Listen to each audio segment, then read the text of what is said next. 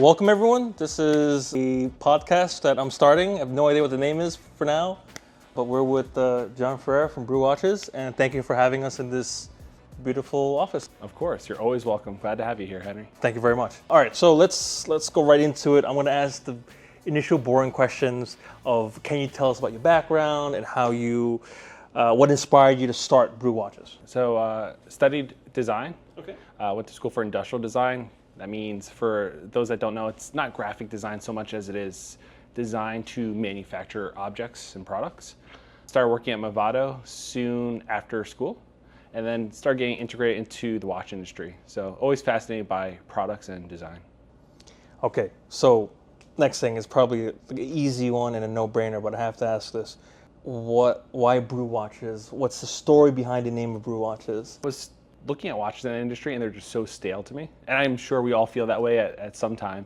And I was working for some watch companies where they're also delivering stale products with stale marketing. And you have that angst, you want to do more. Yeah. You want to make the world a better place. I think I know the brands you're talking about, because at that time, watchmaking is a very small world, guys. And you kind of know everyone and everything. If someone takes a piss a mile away, someone hears about it, right? Small industry. Very small industry. Yeah. Okay.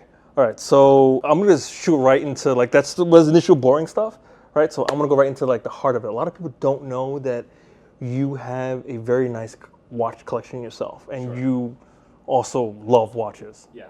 And okay, this might not be for the younger audience. So you have, every time everyone sees you outside, you're repping your brand watch, which is fine, right? That's on brand. But people don't know that you have this beautiful collection, right?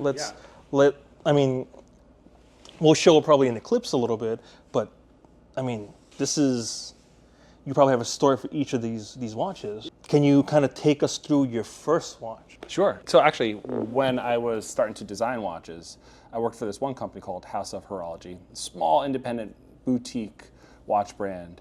And you look back on it now, it was a very small brand in a giant sea of brands. And so I was just kind of understanding what watches were, what the industry was. And so I helped the person out for a little bit of time with just branding, visual concepts. And so this was kind of like a gift for spending some time assisting this individual. This looks like a 7750 movement? Actually, believe it or not, it's a Seiko movement. Oh, it's a Seiko. Yeah, so that was more of an accessible watch. But even, when I was starting out, I was 22 years old. That watch that would sell for $400 or $500 was expensive for me. Yeah, I remember when I first got really into watchmaking and horology. I had a Beluga Accutron that was a 7750, and it was $400 or $500. Yeah. But I got it for really cheap, $200-300, and I was for me it was I have a really nice mechanical movement, and then, That's it. That's it. Yeah, that was for me that was the shit, right? So it's wild how that goes, right? Your journey starts with something like this, and then of course it graduates pretty quickly. I brought this one guy. This is from when I was 6-7 years old. We all have those junk drawer watches, but luckily I didn't get rid of these. All right. So this is one of Jon's first watches. It looks like it has a mystery dial or mystery hands on it. If you guys can see it right here. That's good. That's awesome. That's a throwback to the Marlboro, man. So cool. Tell us about this. It even talks about the times. Remember, when Marlboro was advertising everywhere, and it was accepted. White T-shirt, jeans, cowboy boots, on a horse with a cowboy hat, right? That was the 90s growing up. And this was cool. A race car, little floating secondhand acetate plate. As a kid, we have a little race car watch, so that was fun. But again, in no time, that ends up in the junk drawer. You kind of forget about it. Yeah. But that's where it all started. All right, so you have the first watch you worked on when you left school. You have your first watch you got when you were young. Walk us through the rest of the collection, man. Actually, chronologically, go here. So I got this at Red Bar. You have those friends that you're drinking, you're having a good time. Okay, so backstory, guys. Me and Jon, we go way back to the early days of Red Bar, Ichiumi. I remember when Jon was still starting, building momentum for Brew Watches, and I was just a regular New York City watchmaker, right? We would pump each other information. We'd stay out late we had many fun times and tales. Okay, sorry. Back to the Red Bar stuff. It requires another podcast to talk about. But those late nights definitely lead to a lot of good discussions, a lot of good valuable insight, and sometimes talking about watches leads to buying watches from friends. And one of our friends said, hey, I got a few watches I'm putting on eBay. Wasn't selling me a watch, but I ended up saying, oh, cool, what watch do you have going there? And I ended up buying this watch, more of a, not that I needed the watch so much, but more of like a milestone that I had my buddy for many years. I was like, you know what, get a cool little memorable object to remember our friendship. Yeah. So it's like the good old days, the glory days is like wrapped up in an object. And that's what it was. It wasn't so much that I was chasing nomos by any means. It was more just like solidifying a moment in time. But I mean, that solidification of moment in time is a very nice piece, right? People usually ask, like, what watches get you the most bang for your buck?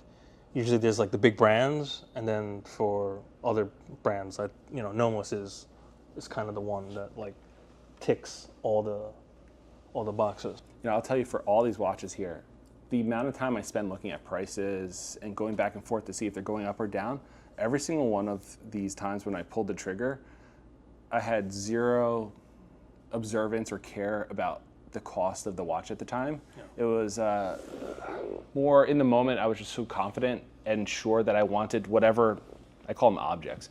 When I wanted that Nomos, I sent the money without even checking online. Some people could say that's ignorant, it's crazy, but I noticed I was happiest when I would be sure of making that purchase. Where other times, a lot of people say, oh, well, you got to measure, you got to see, like, is this a good investment? Anytime I think about it, you have buyer's remorse. It takes the fun out of the whole experience of getting a watch. And plus, you were commemorating a moment in time with a very good friend of yours. So I wasn't counting my pennies or my dollars with any of these watches. So fortunate to say that, but also, no regrets and no, I wasn't too sensitive to the wrong thing. So the viewers will know that it starts off very, very modest or very basic in price point. Okay. But that's also like, I guess, the evolution of my own career, right? Mm-hmm. So the watch kind of matches that time period. Yeah. And then, from the Nomos, those are like, again, still making it in my career, still the early days. Then I would say my next big boy purchase, so to speak, would be the Datejust. I got that in 2020 during COVID. Again, looking online way too much. And I remember this specific one, I saw this marketing image online. It was this one male model. He was wearing jeans, a white t-shirt. It was like a nice, cool summer look. And I was like, I love that moment that's being exposed here. So I fell for whatever that marketing was. I was like, I like how that looks. I like how that feels. Still has a sticker on this bad boy. Look at that. Oh yeah, 16234. Yeah, that's cool. That's awesome. All right, so moving on from the Datejust. Then I had a gold moment where I was just like obsessed with gold watches. Oh, so really?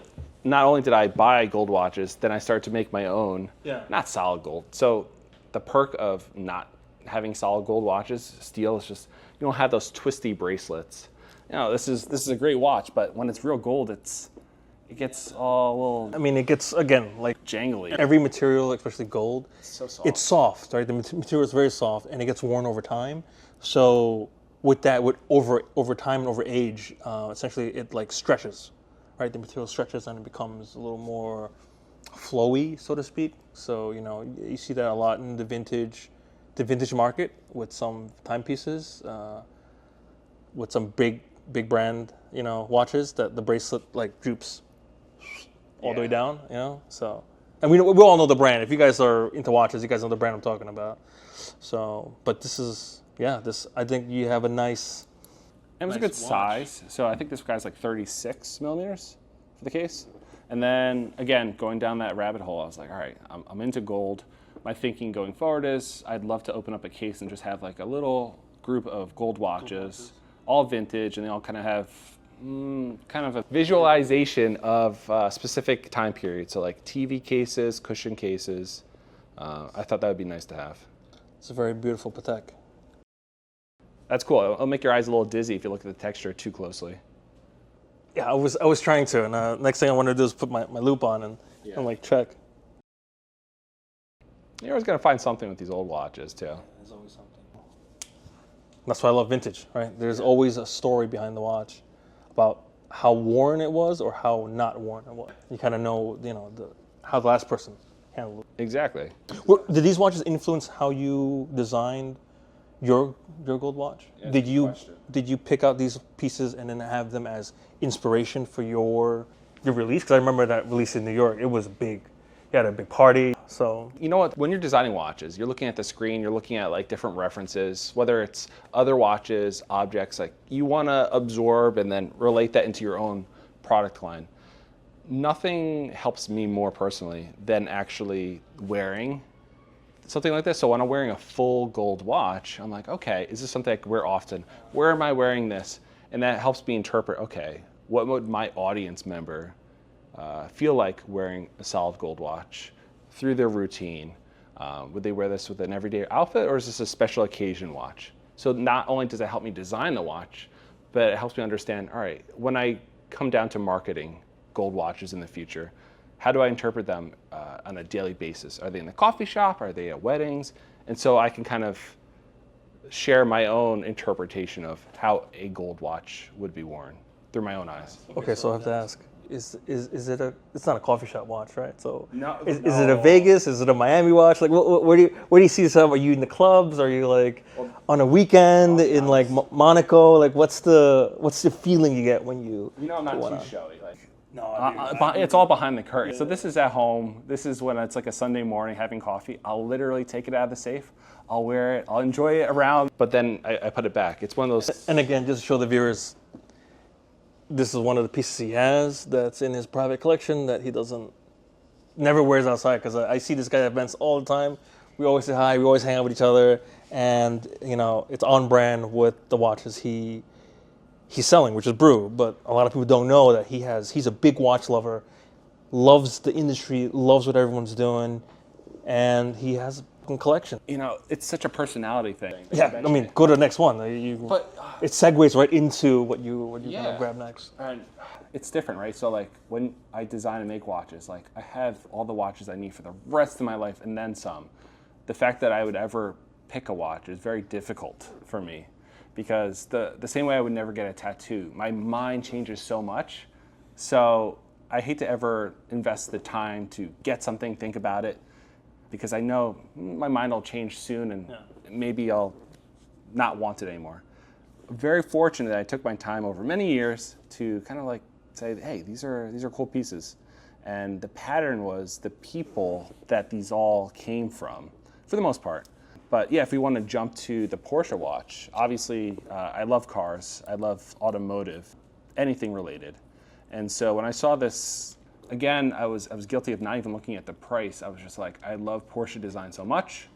I've looked at so many of the vintage pieces, and to see this more of a tribute piece come back in a new, refined, modern way, I was like, all right, I'll get this. I love it. He's one of the few people the releases from Hodinkee and Porsche design. Yeah. Which is awesome. I saw a lot of people giving flack for obvious reasons. It's expensive. Again, it's a reissue. it's about what you like, right? Yeah. What I can say from my other life and other careers is that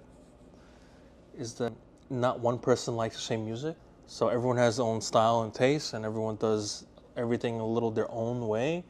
And it helps, right? Because it helps perpetuate their story, helps tell them at that point what they liked. Right. So I'll tell you, this is awesome. You're so right. One of the things I try not to ever do is ask other people's thoughts on making a purchase, because they're going to sway you in some direction that's not true to what you really want to go with. So when I'm looking at these things, I don't even share it with people. I'm like, I'm just going to do it. Yeah. And again, only reason why I knew this is when you were like, oh, yeah, I have this, or I was wearing this the other day. I'm like, you're like, what? Excuse me? Yeah. Mr. Brew, you're wearing other watches? You're like, yeah, dude, a lot of people know this. I'm like, oh, you have this huge collection that you never take outside. Because when everyone meets Jon, everyone's like, where's your Brew watch? Show me your Brew watch. Always. Yeah. So, you have to. And obviously I love it. But the cool part, again, seeing the people, that's my story. I love talking about it. That's all I talk about is Brew Watches. The nicest guy in the watch industry. We're having a good time with it, right? Okay, so I work with Seiko a lot for almost all my movements. Yeah. So more of a nod back towards Seiko. Obviously, very different division. So it's Grand Seiko. In the past, I could never have afforded a Grand Seiko, nor would I have been interested, because the more you know, the more you dive down the rabbit hole. Yep. And so understanding and appreciating the finishing, People do So- secondhand. Grand Seiko Spring Drive. Titanium too, so Yeah, it feels light. yeah. But not insignificant light. It's still No, there. no, it's nice. And from a designer point of view, I look at these things like, I love that buckle. How did they have that brushed and then polished finish on that? Yeah.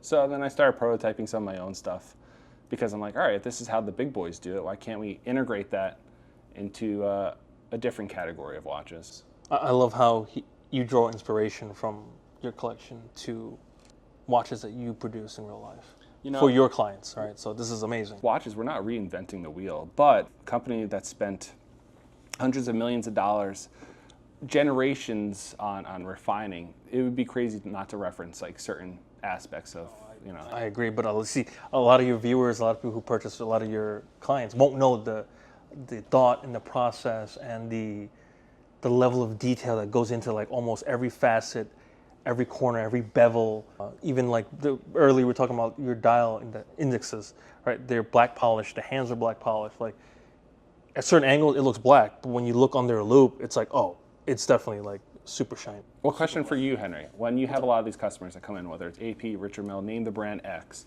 do they appreciate these details, or is it just there silently noticed as like that's what makes it cool? Both. You have sometimes these really ultra private dudes who really respect the level of watchmaking that goes into it. And then there's other guys who just like want it for that loud and flashy reason that like, oh, my watch is like X amount of dollars, you know? Yeah. So there's both, right? And usually they both have it for their own personal reasons, you know, like food, right? You can't say like, why don't you like Chinese food, Italian food, or American food, or French food? Why don't you only eat one thing, right? That's the whole thing about life is like variety is key, Yeah, right? So they have their own little, you know, ticks. Yeah, so makes sense. I guess that's most of the collection. The only ones that I haven't dived into is Submariner, but there's a story behind every watch. That I knew I was going to be doing some international travel. I knew it was going to be like hot and humid, and I wanted something that I could beat the heck out of. But I'll be honest, when you're traveling to certain places around the world, you don't want to be flashy. And I'm not giving a nod to myself, but I will. There was more times that I kept that hidden and wore my Brew watch and felt comfortable versus the universal Rolex, which says, you know, come rob me. So I actually kept that hidden a lot of the times. And I wore my Brew watch and I felt safer, but just at the same like dressed up feeling. So that was another one of those reassuring moments. I'm like, what I'm doing with my own brand is very good because I'm still delivering that feeling of being dressed up. You look the part, you feel great, but I didn't feel unsafe. Good. You know? What I'm going to say about Jon's collection is that it looks like you travel anywhere in the world, you could flip this for money. If you end up in a casino somewhere, and you're running low on money, lose a bet, you could like sell one of these bad boys and get a shit ton of cash. A good set of watches, buddy. Yeah, they're safe, but you know, enjoyed for different reasons. I mean, that's the most important part, is the enjoyment. You know, I think in the future though, if I had choices to make on future purchases, it wouldn't be a watchmaker's dream, but like the Ikepod, Hemipods, like everybody. It's a more design thing, right? The Ikepods, right? It's a. I had a couple. Like, I did a couple services for Ikepod, and to the company I work for, that I'm affiliated with now, we used to be a service provider for Ikepod, and it's like people in the past never understood it, but it's like I feel like from a design perspective, it's super freaking cool. And if you don't open one of those bad boys, you'll destroy the case. So I've done a couple services for MB&F, and they're super, how can I say this? It's almost like you step into another world as a watchmaker when you're trying to do the service, because you're trying to understand from the design perspective how this is supposed to work. Again, without naming brands, do you think brands think about servicing while they're designing, or is it an afterthought? Some brands do. I feel like the bigger brands think about the after-sales service more than the micro brands. Or not micro brands, but like, you know, like the independent brands, okay? Because for them, it's more about like the appeal, whereas the larger brands have to service, you know, like it's like millions of watches that get sold, like the big three, right? Like the Rolex, the Omegas, the Cartiers, the Breitlings, right? Like you name them, they have to think about the after-sales service aspect of it, which involves having a mechanical movement that someone on the bench can fix, can service, and that will have parts for, that they'll have like SOPs and guidelines and technical documentations that they can manage that service. So John, where do you see the watch industry going? Because from the secondhand market perspective, obviously I work in it with Fagora, Watch Central, and Watchmaking Project, and all the other watch industries I'm affiliated with. We've noticed almost the secondary market equalize and the primary market also equalizing, right? So what are your thoughts from your perspective? Good question. So when you say equalize, that's one way to, so yeah, is the luxury market where it was a year ago? Of course not. But like you said, it's kind of normalized. From my perspective and my lens through Brew, things are continuing to still grow. So like year after year, it's still up and up and up. Whereas, yeah, the luxury market plateau, they're still doing incredibly well, nice and healthy. But what's interesting about Brew and what I'm seeing is the people that are the audience and core group of Brew are people getting introduced for the first time. So this is maybe the first big purchase that they had to really think about. So they're learning about watches, they're getting engaged. But there's also another group, which is the guys and girls that have the Pateks, the Rolexes. And this is more of a design relief from your basic Submariners that everybody else has. And so because these are two healthy core groups that are genuinely going to stay interested, and once they've been affiliated and had a taste of Brew watches, they've stayed around. And so not only is that audience here, but it's growing because the interest is growing. So they're sharing it with their colleagues. So simply put, I've seen it actually go better year and year. But again, this is a watch that's like $450. So is there hesitation at that price point? A sliver for maybe the intro people, but for the masses, it's still an affordable object. And so am I seeing the decline? I see things slow down certain times of the year, but nothing out of the ordinary. I mean, that's along with the market, right? Like everything, like there's certain seasons that like you can take a break, and there's certain seasons where if you're not pedal to the metal, then you're like, you missed the mark. And it's not that I'm taking business advice from anybody, but I've had a lot of people say, John, when you're thinking about forecasting what you're going to be doing in the future, maybe you should be a little more careful and wary of your next moves and phases.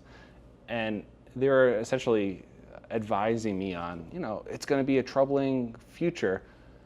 And I say to myself, well, if I take the foot off the gas, then who's going to be pushing this vehicle forward of the brand?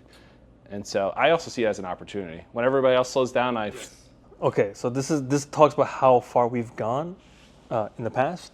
I've known John when he would be happy to sell one watch. Yeah. You're like, yes, I sold the watch a week. Yes. And now it's like pedal to the metal. It's like he's like, Henry, I've gotten it, right? This has become like a fully grown baby of mine that I can't let go, right? And then to speak to it, right? Like look at this amazing collection. I don't want to like seems like it's a big, this is just talking about like what we see going on, right? During the pandemic, I feel like you were one of the few brands that had inventory, that you were well stocked and you were well positioned without realizing actually that was going to happen. And that's why stuff just like, we were all watching from the sidelines, like, yes, John, yes, Brew Watches, go. It's one of those fearful moments where thinking worst case scenario, if everything just shut down and that was it, I was reminded if I was to do anything, it still would have been this. Watches. So whether there was budget for it or not, I was still going to find a way to do it. And that's even if I wasn't selling watches, there's still already a core audience. So let's just say I wasn't selling a watch from that day forward. I had an entire audience I could still speak to. I could still have their watches serviced. I could still interact with them. And that was enough. It doesn't make business sense. Maybe it does. To keep me engaged and cool-headed to keep moving forward. So it was a good time. I remember when you were building the audience, brother, you were doing road shows like every other like week or weekend. You were like on the road. Sure. In different cities, in different chapters, and just like spreading the word. And it was like... We say it like it's hard work because other people say it's so difficult. But that's just one of the million things that we do all the time, right? Like work on that's a hat you put on. Yeah. You just have to be the face. And not many people are comfortable wearing so many hats consistently for a long period of time. And so it's the grit, right? Of just doing it forever. And that's why like you do what you enjoy. So you love it so much and you just keep at it. So that's it. Okay, so on that note, collaborations. Yes. We have a bunch of very different collaborations Sure. in the pipeline already.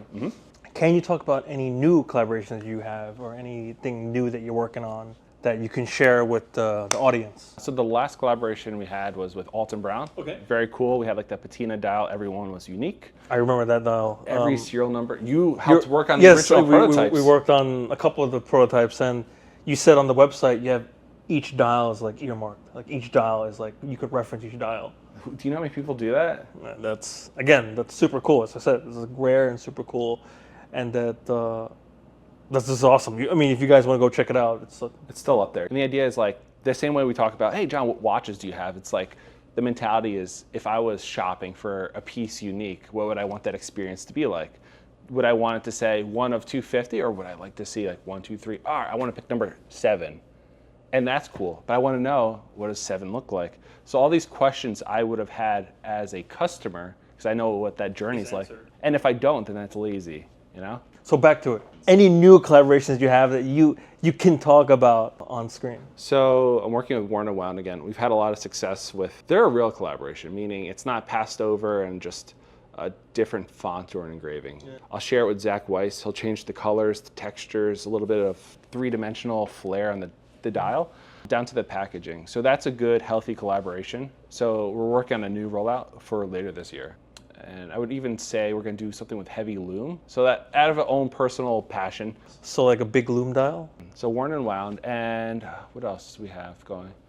I'm trying to get some coffee companies interested in doing a watch together. Because when I originally started, I reached out. But as any new brand reaching out, they would say, we make espresso machines. We don't make watches, so we don't know how to do this.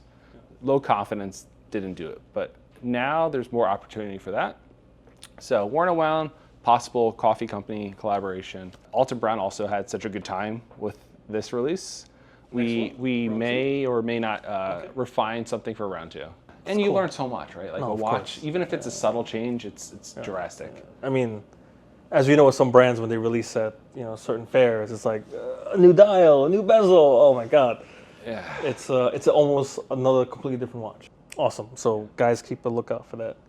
Again, this feels like I'm shilling for you, bro. But I'm trying to pick his brain in a way where no one else has picked it. Yeah. So it somehow comes down to also fanboying on some of the stuff, because John does work on cool stuff, and Brew does produce some really interesting pieces. What interesting people? So it's the people. Yeah, it's the people. It's always about the people. At the end of the day, that's what the watch stands for, and that's why everyone gets a Rolex or some big name brand, because they want to stand for something. So you can't say the wrong reasons, but I don't know if it's as satisfying or fulfilling. Okay, so on that note, for people who are starting out in watchmaking or who want to get into the entrepreneur side of things, pitfalls, advice, like thoughts, because you've obviously done this. I've seen we were way early in this, like years ago, and now you've just grown astronomical, and I've grown in width astronomically. So any tips, advice, pitfalls for people who want to get into the industry, start a micro brand or start a brand themselves, right? Like, John, teach, educate the audience. Everybody always comes out and saying, like, I have an idea, what do I do next? And I always say you don't have to have a fully fleshed out idea. As long as it's half-baked, that's enough to run with, right? I think far too often, whether you're in business school or you're speaking to your mentors, they say come up with a business plan, which is very A to Z, 3 to 5 years. But I find that, especially for myself, it's very intimidating. And you're thinking so far down this imaginary road, which in theory is correct. You think, where do you want to be, and work backwards? But I think that's too intimidating for the average person to begin with, because the amount of resources and financials and people, and it's a lot for a day one starter. So I would always say, know what you're best at to start. And for myself, literal example is I knew how to design and make watches. So I knew how to put this on a computer and share it with an engineer, manufacturer, get the product. And for me, that was enough of cruise down the road to get the wheels turning. And so if you have an idea, I would just say, go as far as you can with the skills you know, And then you'll find resources and tools along the way to make that journey actually happen and build a momentum. You don't need all these finances up front. You don't need all these high-level people along you from day one. You find these tools and resources along the way when you need it. So what I'm hearing is bootstrap it, work your ass off, and then it'll come. Every business is different, and every recipe has its own ingredients. If this is the tech business, is that the same ingredients that you would use? No, maybe you do need investors and different ingredients along the way. But I think, especially with watches, for such an organic product that's received in such a natural way from human beings, that you want to do it in the most organic, natural way. So for me, I had success that way, meeting with people one by one and then gradually growing that audience. You learn a lot. Especially for Brew Watches, we were all there from the beginning. I remember those nights at Red Bar, Sure. at all these events at Ichiumi, and we were just all rooting for you, man. And I you remember felt that, right? We were all like, yeah, It's crazy. John's making it. It was like slow and true, but you don't even realize it until like 10 years later. You look back, you're like, from where it began to now. Yeah, I mean, we still sometimes hang out and we joke about those moments that we were like, damn, man, remember that time when we were like, like way back when? Yeah. Okay, cool. So back to bootstrapping and back to entrepreneurs. None of the fancy stuff is needed. Again, I used to be in investment banking, and people who would bring me these plans are looking for seed funding, Series A, mezzanine financing. They're looking for finances to grow and then essentially get acquired, right? What John's talking about is to get something, work hard at it, build it, and have it your own versus reporting to a guy who has VC money or who has outside financing, so to speak. Maybe I had the wrong vision, but I'll tell you, when I do talk to other brands, not naming brands, and I ask them, what's the end result for you? Where do you want to be at the end looking back? And I'll tell you, 9 times out of 10, the guys or girls, they all say, we would love to sell this to the next person and move on. And maybe I'm crazy for thinking this, but I would love to hold on to this as long as I possibly and physically can. And of course, you pass it down to your predecessor, whoever's qualified and competent and happy to take the reins.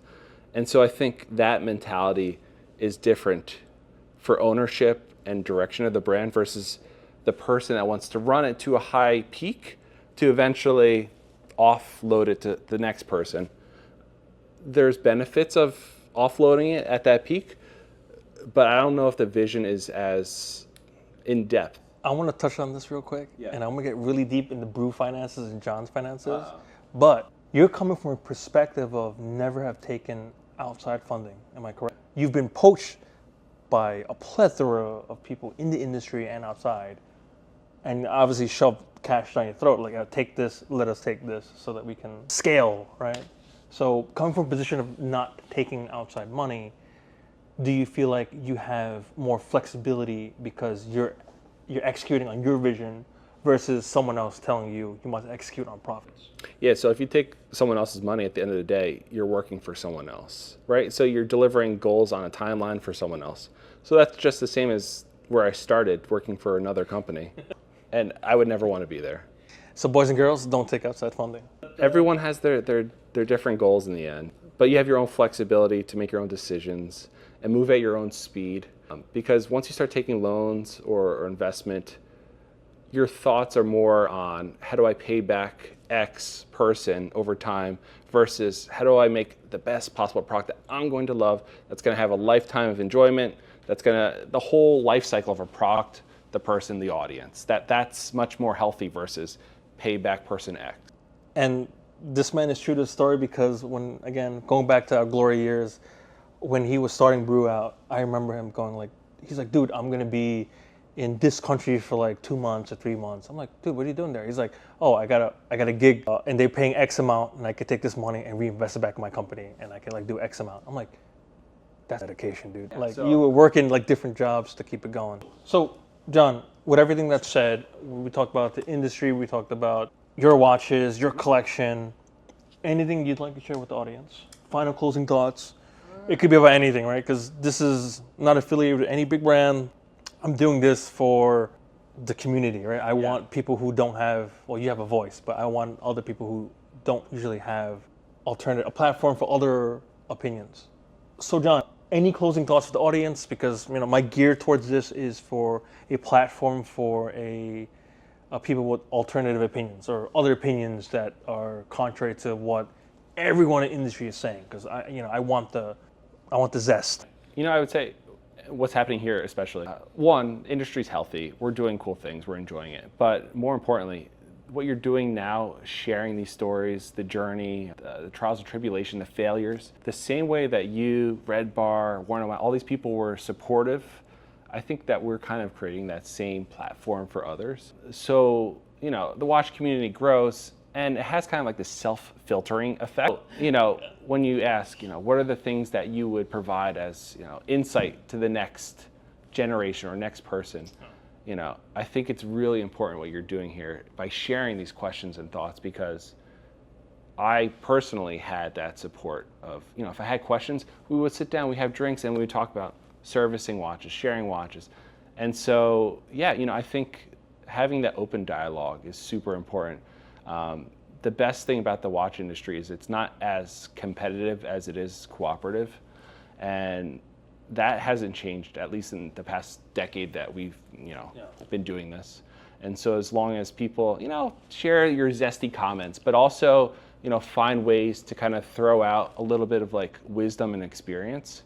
That way it makes us all a little bit sharper, and more importantly, keeps the industry alive. Good. So, yeah. I 100% agree with that. And I feel like the pie is big enough for everyone to grow, right? Like there's no need. Healthy competition is always healthy, right? But everything's big enough for everyone to grow. The only reason that the business is here, and sure, we have a good time with all the fun, flavorful events, but is just so we can keep making and designing and sharing. We want to keep that cycle going. That's the reason that business just fuels that fire, That's awesome. Well, John. Henry. Thank you, sir. And thank you for having us here at this beautiful location. Always. Come check us out, YouTube, Instagram, TikTok. Link in bio for John's stuff, Brew Watches. Thank you all for watching. Cheers. Yes.